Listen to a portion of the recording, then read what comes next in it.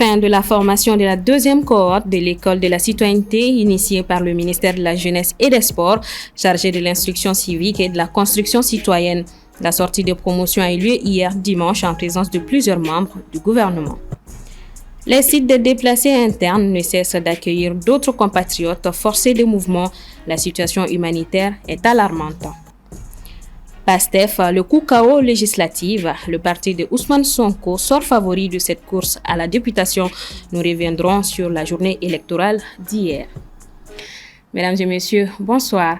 Le succès ne vient pas à ceux qui l'entendent, mais à ceux qui se lèvent chaque matin pour le construire. Bienvenue dans ce journal. La conférence de presse mensuelle de la Direction de l'information et des relations publiques des armées s'est tenue ce lundi 18 novembre, conférence au cours de laquelle elle a fait le point de la situation sécuritaire sur le théâtre des opérations. Djeneba Samaki. Le mois d'octobre a été marqué par la reprise de la pression sur les groupes armés terroristes. Au cours de ces mois, 17 reconnaissances terroristes sur les groupes armés terroristes, 44 frappes aériennes, 6 attaques contre les FAMA, dont 2 aux obus, 6 incidents des engins explosifs improvisés et 4 interpellations ont été enregistrées. Les FAMA ont le 9 octobre, aux environs de 11 heures, déjoué une autre embuscade terroriste au sud-ouest de Saï, dans la région de Ségou. Plusieurs assaillants ont été neutralisés.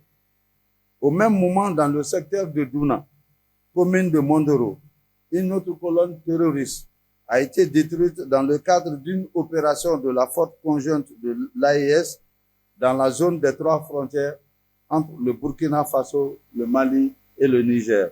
Le 22 octobre, des terroristes et complices auteurs de l'attaque du 19 octobre 2024 du poste de contrôle des TI à Sévaré ont été recherchés et neutralisés. Cependant, le 28 octobre, un engin explosif improvisé a fait 3 morts et 1 blessé à Nara, du côté des FAMA. Sur le théâtre S, Gao, Kidal et Menaka, dans le cadre des missions de surveillance du territoire, des unités militaires ont identifié et neutralisé une colonne de véhicules appartenant à des groupes armés terroristes à mi-chemin entre les localités de Tinesako et Tinzawaten le 4 octobre 2024. Cette colonne, composée de 2 pick-up et d'un camion chargé de munitions et de carburant, transportait un grand nombre de combattants armés. De l'analyse de la situation du mois d'octobre écoulé, il ressort que les engins explosifs improvisés ont beaucoup réduit la mobilité des FAMA en cette fin de période des pluies. Par ailleurs, la situation sécuritaire dans les centres devient de plus en plus préoccupante car on a assisté dernièrement à des séries d'attaques contre les populations et leurs récoltes. Pour le directeur de la DIRPA, cela est une méthode des terroristes afin que les FAMA abandonnent les opérations au niveau du nord.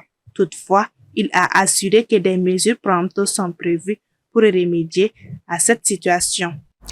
Comme convenu entre les deux parties, aucun personnel de l'aménagement ne sera au Mali au-delà du 31 décembre 2024.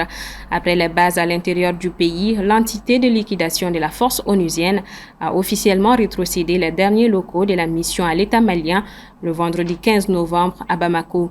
La signature des documents de remise entre les deux parties, la descente du drapeau onusien et la remise de la clé du camp ont matérialisé le transfert effectif et définitif des derniers locaux de l'aménagement et la fin de cette mission au Mali, suivant un extrait de la déclaration du ministre Abdoulaye Diop lors de la cérémonie.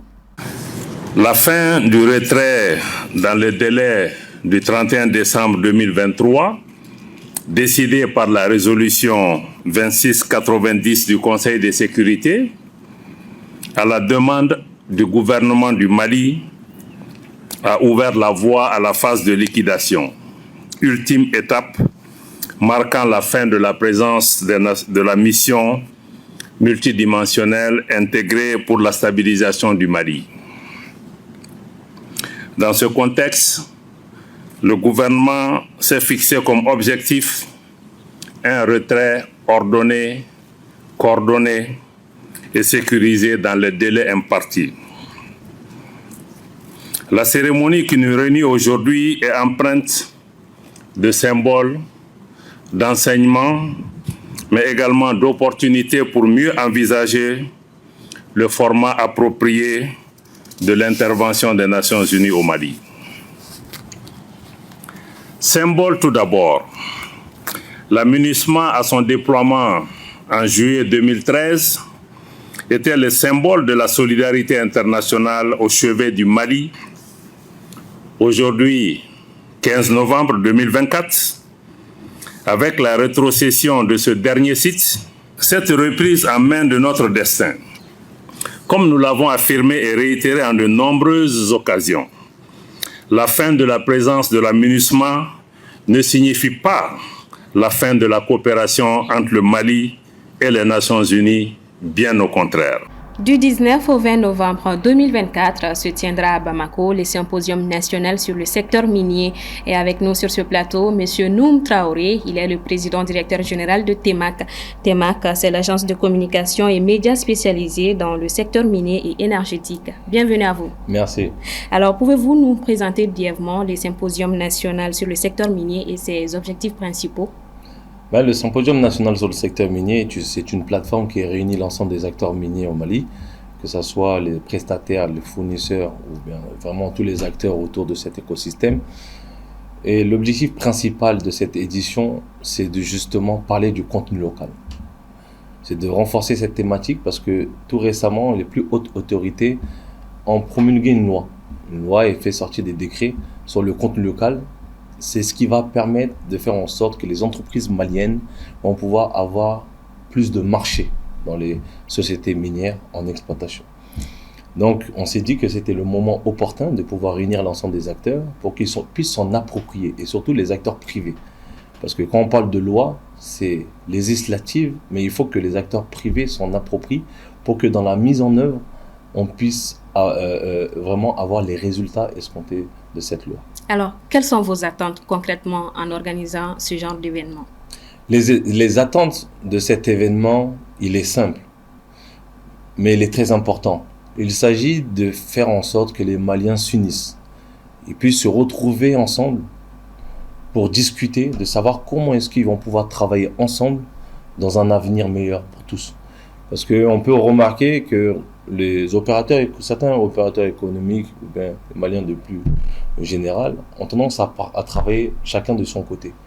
Mais aujourd'hui, quand on parle de loi sur le contenu local, c'est un challenge collectif, ce n'est pas un challenge individuel.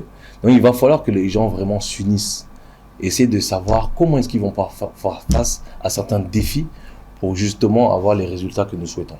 Justement, puisque c'est une synergie d'action, est-ce qu'il y aura une voix qui représentera les populations locales?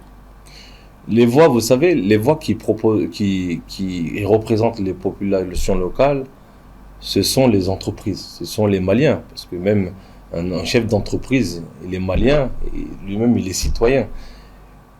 Voilà pourquoi, dans cette édition, j'ai mis l'accent particulier sur les sponsors de cette édition. Aujourd'hui, nous avons 23 sponsors.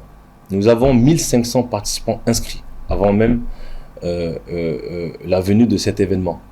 Et sur les 23 sponsors, nous avons essentiellement, pour la plupart, des entreprises fournisseurs de biens ou de services qui sont des Maliens. Et quelles sont les thématiques qui seront abordées pendant ces 10 jours? La principale thématique qui sera abordée, il s'agit de la thématique du financement du contenu local.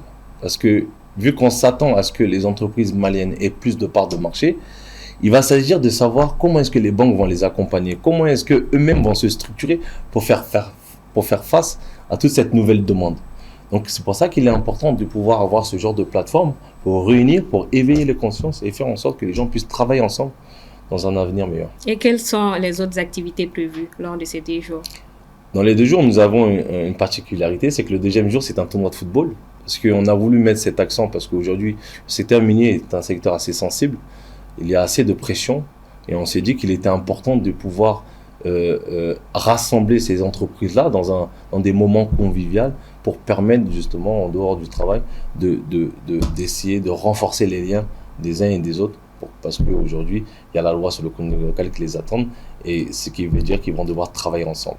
Alors, les recommandations, il y en aura forcément, je l'espère. Comment est-ce que vous entendez les mettre en œuvre? Nous, la mise en œuvre des recommandations du symposium va pas être de notre ressort. Ce qui est de notre ressort, moi-même en tant que promoteur de cette plateforme, c'est de pouvoir rassembler les gens, de pouvoir mobiliser les experts qui existent dans le domaine. Mais après, la magie se fait naturellement. Parce que quand ils se rencontrent, eux-mêmes vont décider de travailler ensemble, mais dans une énergie positive. Il ne s'agit pas aujourd'hui d'accuser qui que ce soit, ou bien de reprocher qui que ce soit. Il s'agit juste tout simplement, il y a une loi, il y a des décrets. Comment est-ce que les privés vont devoir faire pour saisir des opportunités et pour que chacun y gagne son compte? Un dernier message. Un dernier message, c'est de pouvoir justement toujours essayer de fédérer les Maliens. Il est mieux d'avoir 10% de 1 milliard que 100% de 1 million.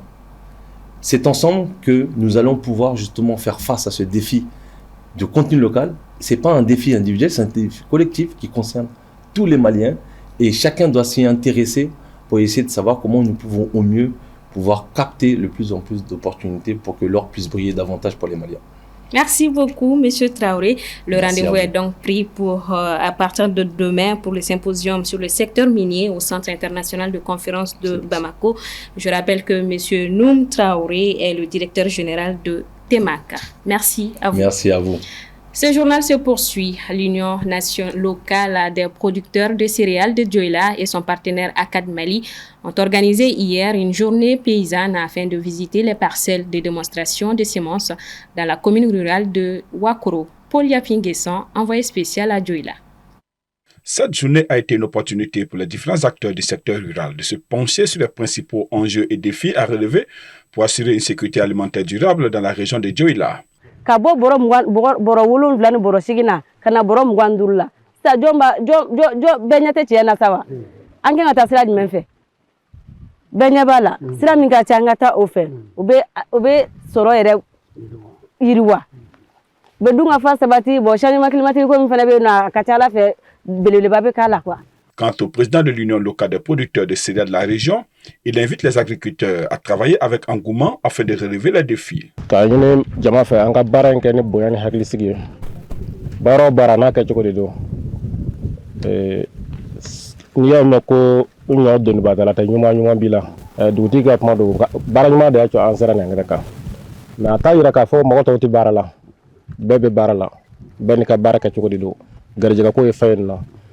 Donc yine tonne bela jene fe tonne adbe ma bela jene beki joy joro la vraiment la amse ka bara nyuma sumashi nyuma soro chomina ka sananga dugo la parce que ame ba do ka fo yelma be jena bi donc ne yelma nana ne o mata yelma sira fe vraiment avec fin tourner donc ante tourner fe ko ina parce que ame baro bar la me dunga fa le do fe dunga ka sabati ko nyuma amba nyine ala fa la ko no ka bela jene.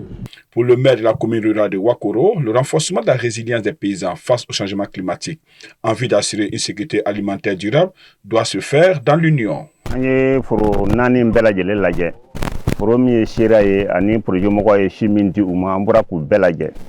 Vraiment, il y a vraiment fruité ay barake ami au fo dante folmina bara a ketoko benyana je na lemenge Wakoro nyina kana ye kafo ibi bo Wakoro kana iti kala nyina maye kana ye kafo ulusira ni mbarenke ka yirauna kafo ko hanni jibina barab sikake donc vraiment ami ufo ola unana ni nyeira na tugomina ambega ni nyore nyatimene senekala be ambega kana ambega nyatimene bara konna na aka fada nyono di kanyi aka na nyon konia na nyon konia polondi be so na fada nyona barala ka sen genere kanige vraiment o fembaye. Cette journée de visite a eu un regain d'intérêt de la part de l'ONG Action collective pour une agriculture durable à Akad Mali. Vraiment, ils ont fait un travail vraiment exceptionnel ici. En voyant la parcelle, on voit que vraiment les plans sont vraiment bien donnés et les bonnes pratiques, les mesures qui ont été conseillées vraiment sont bien pratiquées, à savoir les bonnes pratiques. Et vraiment, c'est vraiment satisfaisant. La journée paysanne fut aussi l'occasion de constater sur le terrain la bonne campagne céréalière sur le périmètre de démonstration des semences améliorées. C'est dans le but d'inculquer et de développer chez les jeunes l'esprit patriotique que le programme à l'école de la citoyenneté a été initié par le ministère de la Jeunesse. En fin de formation, la deuxième cohorte s'est engagée ce dimanche à vulgariser l'esprit de ce programme. Soumaïla Fani. Fruit d'une réflexion approfondie et d'une collaboration étroite avec des experts en éducation civique, le programme à l'école de la citoyenneté a été initié par le ministère de la Jeunesse chargé de la construction citoyenne. Objectif, inculquer aux jeunes générations les valeurs et les principes fondamentaux de notre société. En cette occasion mémorable marquant la fin du stage de formation sur la citoyenneté, nous avons partagé ensemble les moments précieux, des réflexions enrichissantes et des expériences des fois personnelles, qui nous aideront à construire un avenir meilleur pour notre pays. Tout d'abord, je tiens à saluer votre engagement et votre détermination à participer à ce programme. Votre présence ici montre votre désir sincère de comprendre les enjeux de notre société et de devenir des acteurs de changement. Vous êtes les bâtisseurs de demain. Je dirais, vous êtes les bâtisseurs d'aujourd'hui. Du 1er au 15 novembre dernier, 200 jeunes qui composent la deuxième cohorte du programme ont eu l'opportunité d'explorer et de comprendre les multiples facettes de la citoyenneté. Pour cette deuxième cohorte, 25 modules ont été planifiés et dispensés. Ces modules portaient essentiellement sur les fondements de notre identité nationale, la citoyenneté, le civisme, le patriotisme, les valeurs traditionnelles, religieuses, sociétales, le patriotisme économique, le modèle de l'école africaine du Dokaidara, j'en passe. Durant 15 jours de formation, où ces jeunes ont participé à des visites touristiques, des activités culturelles et sportives et des panels, ils se sont engagés à vulgariser cet esprit patriotique. Je m'engage à promouvoir l'éducation pour tous et à partager mes connaissances pour aider les autres, d'honorer notre culture et nos valeurs, d'être un modèle pour les générations futures. Nous, jeunes, actuellement, prêts à servir avec dévouement, à être des citoyens modèles, à reconstruire des cœurs, à promouvoir la cohésion sociale et de vivre ensemble pour notre héritage, le Mali puisse retrouver la paix. L'un des faits marquants de ce programme était le passage de 20 membres du gouvernement pour expliquer aux jeunes les actions phares entreprises dans leurs départements respectifs dans le cadre de la refondation de l'État. Je vous l'annonçais au sommaire, les sites des déplacés internes continuent d'accueillir de nouveaux arrivants et la situation humanitaire reste préoccupante. Paul Yapinguesson. Depuis plusieurs jours, la localité de Koro, Bandiagara, Bankas et Yosso sont confrontés à un afflux massif de déplacés, fuyant les menaces terroristes. Les déplacés internes vivent plusieurs difficultés dans leur déplacement vers la zone de sécurité. Ils sont nombreux à avoir tout laissé derrière eux pour fuir les attaques des hommes armés. Plusieurs déplacés dans leur fuite ont trouvé refuge dans des familles d'accueil, d'autres sur des sites dédiés aux déplacés internes et certains se débrouillent tout seuls. De San à Tombouctou, en passant par Bandiagara, la situation des déplacés internes reste critique et les besoins d'assistance humanitaire, surtout en vivre, demeurent énormes. Par ailleurs, le directeur national du développement social affirme que les sites sont en cours d'aménagement partout au Mali pour l'accueil des déplacés internes afin qu'ils puissent vivre dans des conditions idoines. Les plus hautes autorités du pays nous ont instruit que désormais, qu'on trouve dans toutes les capitales régionales des sites de déplacés, déjà au niveau de Gao. On a un site de 10 hectares qui a été aménagé qu'on appelle le village Espoir. À Tombouctou, nous avons aujourd'hui un site qui est en cours d'aménagement. À Menaka, nous avons un site qui est en cours d'aménagement. Et nous sommes dans les dispositions d'identifier un autre site à Bamako ici pour pouvoir recevoir les personnes en déplacement forcé. L'accompagnement des partenaires et de l'État se fait de plus en plus sentir et nous sommes dans la phase de relèvement pour que les personnes puissent vivre dans des situations idoines. Plus de 1230 ménages déplacés internes sont recensés au site APCAM PDI de Bandiagara. Ce dernier temps, un important mouvement de personnes a été enregistré vers la localité. Plus de 800 ménages selon le service du développement social et de l'économie solidaire de Bandiagara. Dans le cercle de Yorosso, plusieurs réfugiés du Burkina Faso sont dans les communes de Maou, Kouri et Boura.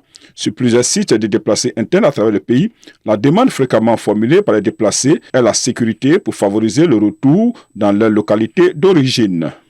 Cap sur le Sénégal. Au lendemain des législatives, le parti au pouvoir est sur le point de remporter avec une majorité écrasante une victoire censée donner au leader du PASTEF les moyens de mener à bien leurs réformes, nous dit Aminata Keïta.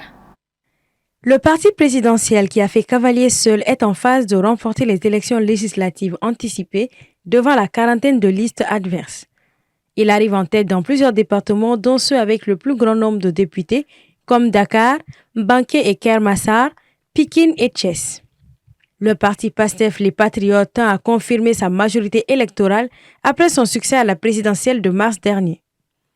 Même si les résultats définitifs n'ont pas encore été donnés, le parti au pouvoir se dirige vers une très large majorité absolue au Parlement.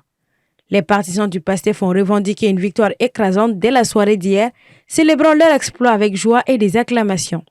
Une fois la majorité acquise à l'Assemblée nationale, le duo Ousmane Sonko et Diomaye Faye pourront appliquer l'agenda de rupture et de transformation de l'État qui les a portés à la tête du pays à la présidentielle de mars dernier. Le PASTEF et sa tête de file, Ousmane Sonko, pour ne pas le nommer, qui est le président du parti et par ailleurs premier ministre du gouvernement du Sénégal, a toujours demandé aux côtés du président de la République, Bassirou Diomaye Faye, que le peuple sénégalais leur accorde une majorité confortable pour pouvoir amorcer les réformes, les faire voter et puis remettre le Sénégal au travail. J'imagine que maintenant, ils vont, dès que les résultats définitifs seront sortis, il n'y aura pas d'attente, ce sera tambour battant parce qu'il y a le vote du budget qui attend et après maintenant les différentes réformes qui vont être proposées par le nouveau gouvernement. Et vraiment, le travail pour le mandat commence réellement après l'installation de cette nouvelle équipe parlementaire. Parce que aussi une démocratie, c'est une majorité qui gouverne et une opposition qui s'oppose. Au lendemain de ces législatives anticipées, la radio RFM crédite le PASTEF de 119 sièges sur 165 à l'Assemblée nationale et le site d'information Dakar Actu lui attribue jusqu'à 131 députés, des estimations établies à partir de résultats provisoires. Selon les mêmes projections des médias sénégalais, la coalition Taku Wallu Sénégal de l'ancien président Macky Sall ne décrocherait que 15 mandats de députés. L'ancien président tête de liste de la coalition Taku Wallu a félicité la coalition PASTEF pour sa victoire. Amadou Ba, ancien premier ministre et candidat tête de liste de la coalition Jam Akanjarim, a également félicité Ousmane Sonko sur sa page Facebook, affirmant que cette victoire du PASTEF reflète la volonté du peuple. Ces résultats sont encore partiels et la répartition des 52 sièges restants pourrait modifier la composition finale de l'Assemblée nationale. Néanmoins, la performance actuelle du PASTEF suggère une consolidation de sa position dominante sur la scène politique sénégalaise. Voilà donc qui referme ce 1945. Merci à vous de l'avoir suivi. Bonsoir à tous et à demain.